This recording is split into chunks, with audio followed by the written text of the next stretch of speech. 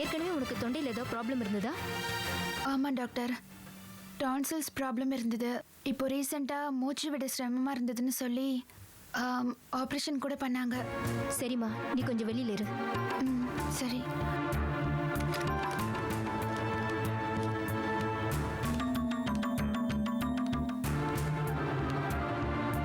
நீங்க அந்த பொண்ணுக்கு ஏதாவது உறவா? நான் அவளோட சித்தி தான். அவளுக்கு என்ன ப்ராப்ளம் டாக்டர்? நான் சில செக்கப்ஸ் எல்லாம் எழுதி தரேன், அதை பண்ணிட்டு வாங்க. உடனே பண்ணிக்கிறது நல்லது, லேட் பண்ண வேண்டாம். ஏன் டாக்டர், பயப்படுற மாதிரி ஏதாவது? அந்த பொண்ணுக்கு லங்ஸ்ல கேன்சர் இருக்குமோன்னு ஒரு சின்ன டவுட் இருக்குமா? டாக்டர் நீங்கள் சொல்கிறது? நான் இந்த எக்ஸ்ரே ரிப்போர்ட் வச்சு தோராயமாக சொல்கிறேன். நான் எழுதி கொடுத்த செக்கப்லாம் நீங்கள் பண்ணிட்டு வந்தீங்கன்னா இது எந்த வகையான கேன்சர், அதோட க்ரோத் என்னன்னு எல்லாத்தையும் நான் சொல்லிடுவேன். இது என்னால் தாங்கிக்க முடியல டாக்டர். லங்ஸில் கேன்சர் இருந்ததால தான் அந்த பொண்ணு மூச்சு விட முடியாமல் அப்பப்போ சிரமப்பட்டான்னு நினைக்கிறேன். அதை புரிஞ்சுக்காம டான்சில் ஆப்ரேஷன் வேற பண்ணியிருக்காங்க. பிரியாவை பெரிய ஹாஸ்பிட்டலில் வச்சு ட்ரீட்மெண்ட் கொடுக்கலாமா டாக்டர்? அது அந்த பொண்ணுக்கு இருக்கிற சிம்டம்ஸை வச்சு பார்க்கும்போது கேன்சர் ஆரம்ப ஸ்டேஜில் இருக்குன்னு நினைக்கிறேன். அதனால பிரியாவோட உயிருக்கு ஒன்றும் ஆபத்து இல்லையே? இதே கண்டிஷனில் 6 மாதத்துக்கு முன்னாடி ஒரு பொண்ணு இங்கே வந்தா. No she is no more. Don't worry Sharada, தைரியமா இருங்க. அந்த ரிப்போர்ட்ஸ் எல்லாம் வந்ததுக்கப்புறம் ஃபர்தராக என்ன ட்ரீட்மெண்ட் பண்ணலான்னு அப்புறம் நான் சொல்கிறேன். சரி டாக்டர், நான் வரேன்.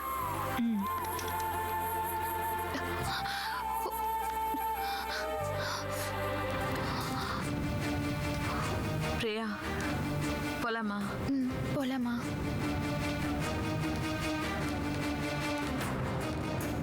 அம்மா ஒரு நிமிஷம். டாக்டர் என்னம்மா சொன்னாங்க? பயப்படுறதுக்கு ஒன்றும் இல்லையாம்மா, நீ வா, உன்னை வீட்டில் கொண்டு போய் விட்டுட்டு போகிறேன்.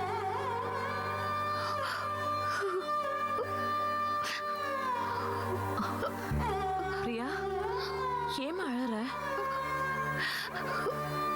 டாக்டர் சொன்னதை நானும் கேட்டேன்.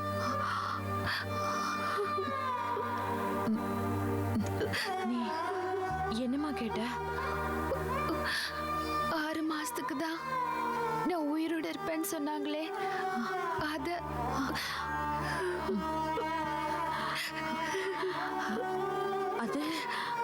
வேற ஒரு பேஷண்ட்மா. உனக்கு அந்த மாதிரிலாம் ஒன்றும் நடக்காது. தாய்க்கு கூட பேதம் இருக்கலாமா, ஆனா நோய்க்கு பேதமே கிடையாதுமா. யாரா இருந்தாலும் ரிசல்ட் ஒன்று தானம்மா.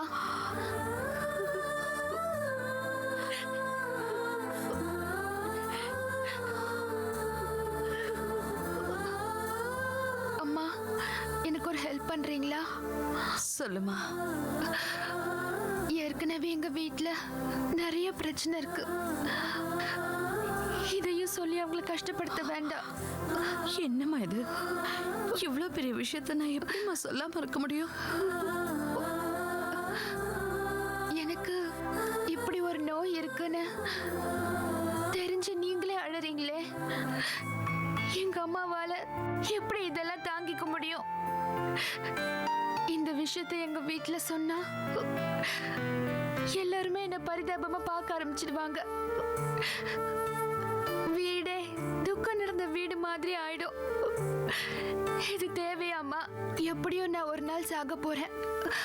அது வரைக்கும் எல்லாரையும் நான் சந்தோஷமா பார்த்துட்டு போறேன். பிரியா, அழாதம்மா. தயவு செஞ்சு எங்க வீட்டுல சொல்லாதீங்கம்மா. உங்களை கையெடுத்து கும்பிடுறேம்மா. நீங்க கிளம்புங்கம்மா, நானே போய்க்கிறேன். நான் என்ன வீட்டுல சொல்ல மாட்டேன். வா, உன்னை வீட்டுல விட்டு போறேன். சரி.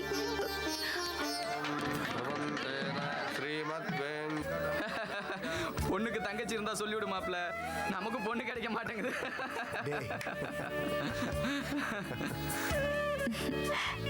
என்ன ரெடி ஆயிடுச்சா? ரெடி. சரி நீங்க போய் சாப்பிடுங்க. வாடி போலாம். அழகா இருக்கு. இந்த காஃபி சாப்பிடு. எனக்கு வேண்டாக்கா. முகூர்த்தம் முடிஞ்சு நீ சாப்பிட்றதுக்கு ரொம்ப லேட் ஆகும். காஃபியாவது குடி. எனக்கு என்னமோ ரொம்ப பயமா இருக்கு. நீ ஏமா பயப்படுற? இது பாரு, இப்பதான் நீ இன்னும் தைரியமா இருக்கணும். புரியுதா? எந்திரி, காஃபி சாப்பிடு. இல்லக்கா, அந்த ப்ரொடியூசர் யாரையோ கூட்டிட்டு வரேன்னு சொல்லியிருக்கான். இந்த கல்யாணம் நடக்காதுன்னு வேற சேலஞ்ச் பண்ணியிருக்கான். ஊரை கூட்டி அவமானப்படுத்திடுவானோன்னு ரொம்ப பயமா இருக்குக்கா. நீ பயப்படாத, நான் இருக்கேன்ல. நல்லவங்க துணையா கடவுள் எப்பவுமே இருப்பாரு, கைவிட மாட்டாரு. இந்த டைம்ல நீ இப்படி இருக்க கூடாது. சிரிச்சுக்கிட்டு சந்தோஷமா இருக்கணும். ரொம்ப அழகா இருக்கு. என் கண்ணே பற்றும் போல இருக்கு. இந்த முதல்ல காஃபி சாப்பிடு. சூடாகிறதுக்குள்ள புடி. கொடுங்க. ரொம்ப ரொம்ப தேங்க்ஸ்டா கார்த்திக். பரவாயில்லடா. Okay bye. ஹலோ, என்னுடைய வாழ்த்துக்கள். ஹாய் மகேந்திரன், எப்படி இருக்க? நல்லா இருக்கேன். உட்காருங்க. என்ன யூனிஃபார்ம்லேயே வந்திருக்க? ஆமாம். ஒன்றும் இல்லை, பக்கத்தில் ஒரு என்கொயரி. சரி. அப்படியே உங்கள் கல்யாணத்துக்கு வந்துட்டு போகலான்னு வந்தேன். அப்படியா?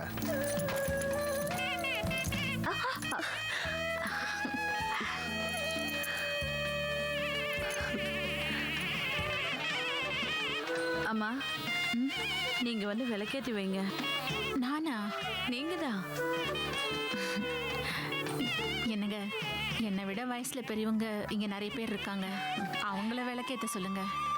என்னை பொறுத்த வரைக்கும் நீங்க தான் பெரியவங்க. வாங்க.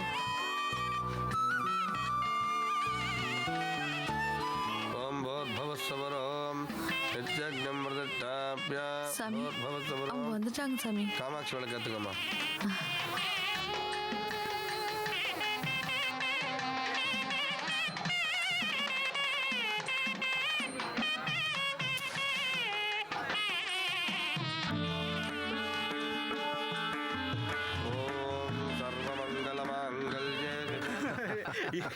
ஏன்டா அப்படி இருக்க? இவன் இதமே தாண்டா காமெடி பண்ணிட்டு விக்னேஷ், இருப்பான். இந்த காஃபி சாப்பிடு. நீங்க காஃபி சாப்பிட்டீங்களா? சாப்பிட்டேம்மா. நீங்க? சாப்பிட்டோம். பாஸ்கர் வந்துட்டானா? பாஸ்கர் வந்தா உனக்கு தெரியாம போயிடுமா? முகூர்த்த டைம்குள்ள வந்துருவான்னு நினைச்சேன். இப்போ அந்த நம்பிக்கையும் போயிடுச்சு.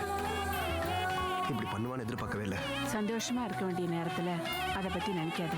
பாஸ்கர் வந்துருவான். சந்தியா, உங்க அம்மா வந்திருக்காங்க. நான் உட்கார வச்சுட்டு வந்திருக்கேன். உங்க அப்பா மட்டும் தான் வரல. ஆமா, இப்ப அவரு வராதது ஒண்ணுதான் இங்க குறைச்சலா இருக்கு. அவரு வராம இருக்க நல்லது. அப்படியெல்லாம் சொல்லாதம்மா.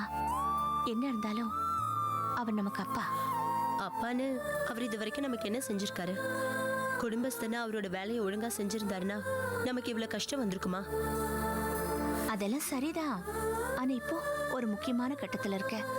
இப்ப அதை பத்தி எல்லாம் நினைக்க கூடாது. சரி வா, நேரமாகுது. சரி, நீங்க பேசிட்டு இருங்க, நான் வரேன். தேங்க்யூ.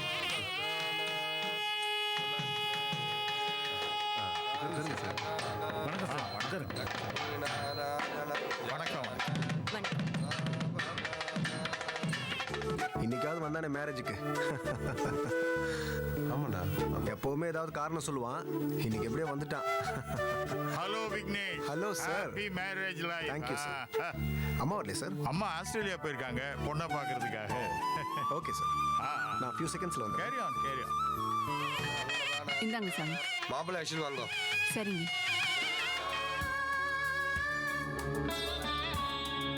விக்னேஷ், விக்னேஷ், முகூர்த்தத்துக்கு டைம் ஆச்சுன்னு ஐயர் கூட்டிட்டு வர சொன்னாரு. சீக்கிரம் கூட்டிட்டு வாங்கப்பா. வாங்கப்பா, வாங்கப்பா. சீக்கிரம் போலாம் வாங்க.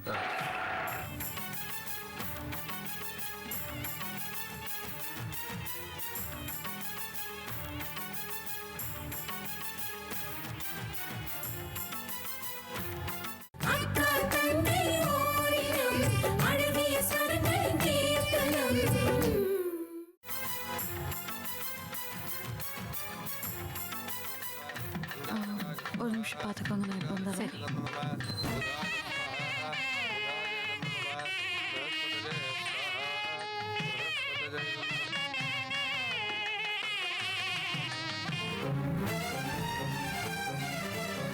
வாங்க.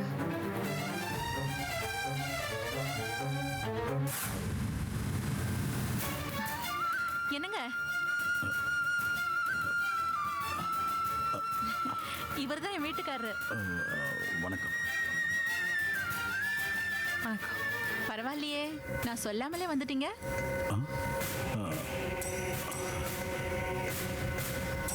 ஆமா, உங்க வீட்டுக்காரர் எங்க? எனக்கு அறிமுகப்படுத்த மாட்டீங்களா?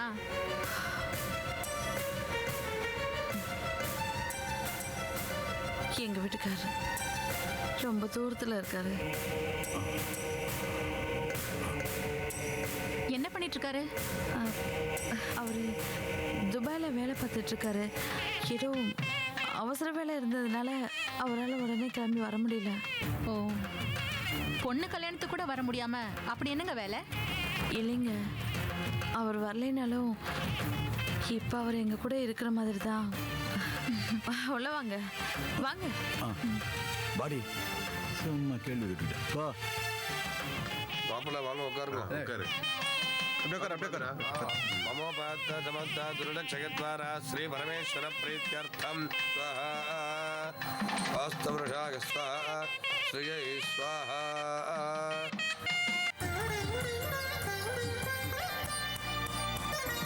மமோ பாத்த சமஸ்த துருடக்ஷயத்வாரா. கொடு.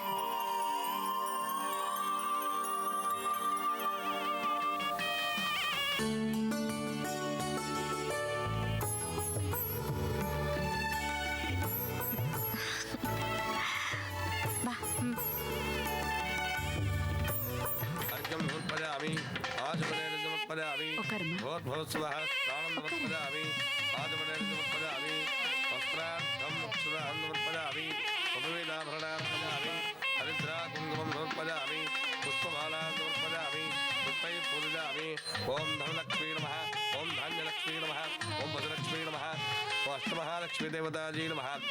பொண்ணோட அப்பா அம்மா வச்சுன்னு வாங்க, பாத பூஜை பண்ணணும். ஒரு நிமிஷம்.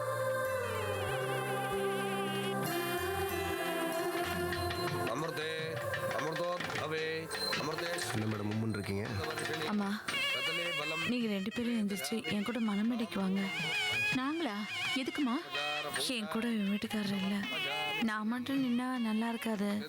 நந்தினிய உங்க மகளா நினைச்சு 2 பேரும் ஆசீர்வாதம் பண்ணுங்க.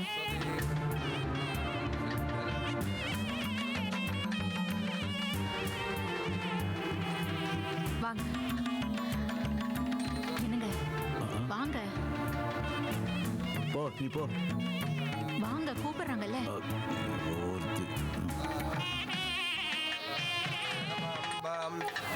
சாமி, ஜெகதீஸ்வரீம் தாம் இவங்கதான். மாங்கல்ய மகாலட்சுமி நமः.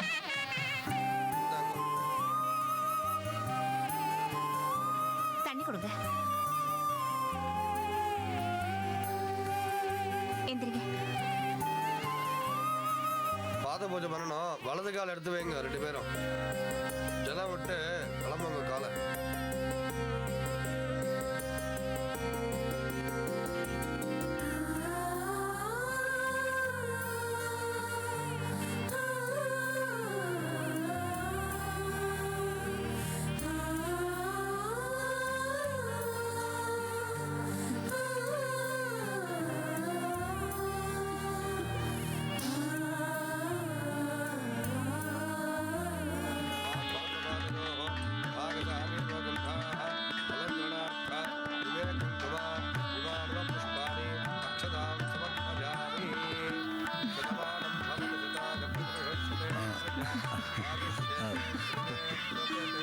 உட்காரு.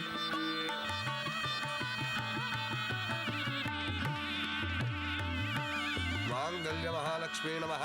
மனசோத்ஷ்ட பிரார்த்தன நமஸ்காரான் சமர்ப்பயாமி. மாங்கல்ய தாரணை நடக்க போறது. பெரியவா கிட்ட ஆசீர்வாதம் வாங்கிட்டு வாங்கோ. சரிங்க.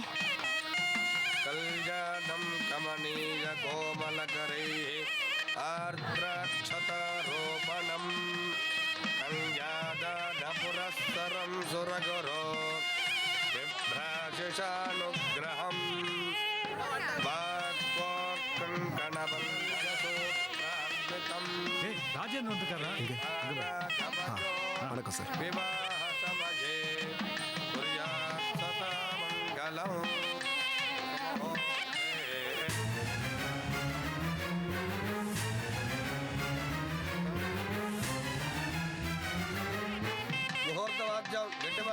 கெட்டி மேளம்.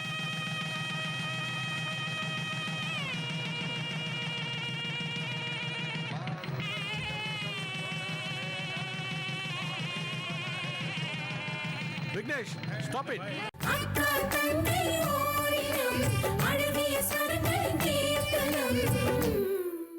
Vignesh stop it.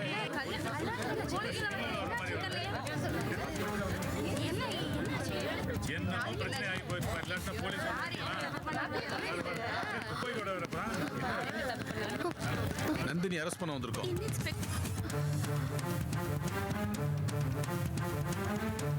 ராஜன், என்ன விளையாடுறீங்களா? Sorry sir. என்ன சாரி? இப்படிதான் கல்யாண மண்டபத்துல வந்து கலாட்டா பண்ணுவீங்களா? எங்களுக்கு இப்பதான் சார் தகவல் வந்தது. என்ன தகவல்? உங்க தம்பி பாஸ்கரை கொலை பண்ண இந்த பொண்ணு தான் சார்.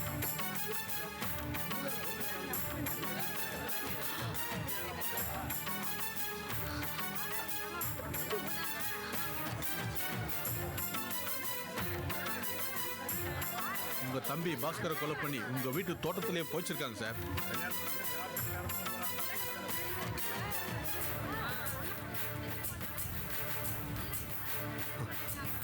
இல்ல ராஜன், நீங்க தப்பான தகவலை கொண்டு வந்திருக்கீங்க. நான் இதை நம்ப மாட்டேன்.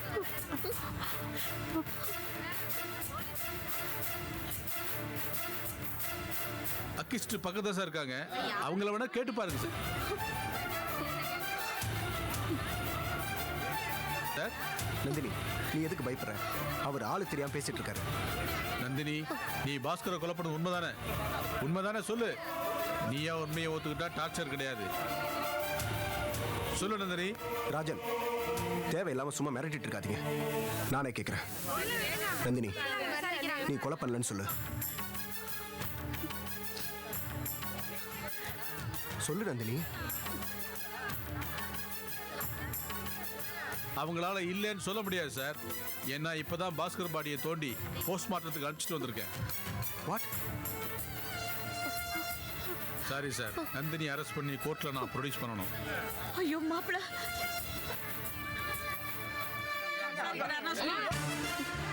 வாங்க.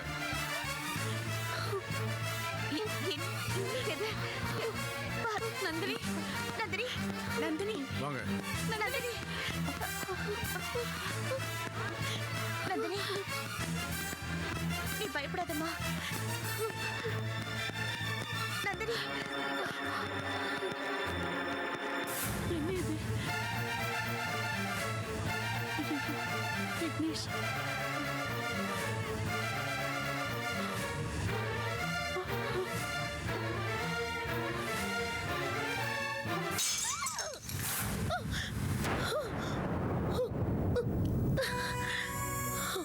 நந்தினி, என்னாச்சு? ஏன் சத்தம் போட்ட? அக்கா, என்ன மணவரையில வந்து போலீஸ் எல்லா உண்மையும் தெரிஞ்சு அரெஸ்ட் பண்ற மாதிரி கனவு கண்டு இப்படி கண்டதெல்லாம் யோசிச்சுட்டு இருந்தா இந்த மாதிரி தான் கனவு வரும். இல்ல, எனக்கு பயமா இருக்கு. தயவு செஞ்சு நான் எங்கேயாவது ஓடி போயிடுறேன். எனக்கு வேண்டாம்க்கா இந்த என்ன கல்யாணம். நந்தினி இதெல்லாம்? இது பாரு, நான் இருக்கேன்னு சொன்னேன்ல. தேவையில்லாம பயப்படக்கூடாது. எப்படி இருக்குது பாரு. முகூர்த்தத்துக்கு டைம் ஆச்சு. சரி, சிரிச்சுட்டாரு.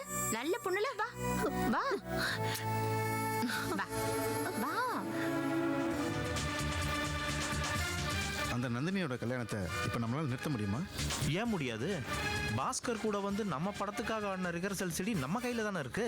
இதை பற்றி விக்னேஷ் கிட்ட சொல்லியிருக்க மாட்டா. எல்லாத்துக்கும் மேலே பாஸ்கர் இந்த ஜென்மத்தில் திரும்பி வர போகிறதில்ல. பாஸ்கர் எழுதின மாதிரி ஒரு லெட்டர் எழுதி அனுப்புனதுனால தன் தம்பியை விக்னேஷ் தேடாமல் இருக்கான். கல்யாணம் முடிஞ்சிருச்சுன்னு வச்சுக்க, பழையபடி பாஸ்கரை விக்னேஷ் தேட ஆரம்பிச்சிருவான். அப்போ அந்த நேரம் பார்த்து நம்ம விக்னேஷுக்கு அந்த சீடியை அனுப்ப போகிறோமா? அனுப்பிட்டு நம்ம என்ன பண்ணுறது? அனுப்புறோம்னு சொல்லிட்டு நந்தினியை பயமுறுத்தி நமக்கு வேண்டியதெல்லாம் சாதிச்சுக்கணும்.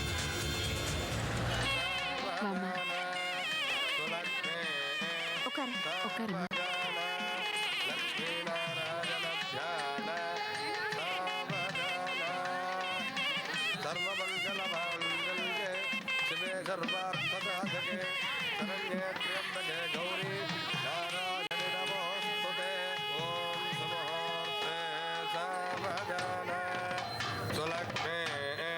முகூர்த்த வாத்தியம் கெட்டி மேல வாசிக்கோ, கெட்டி மேளம்.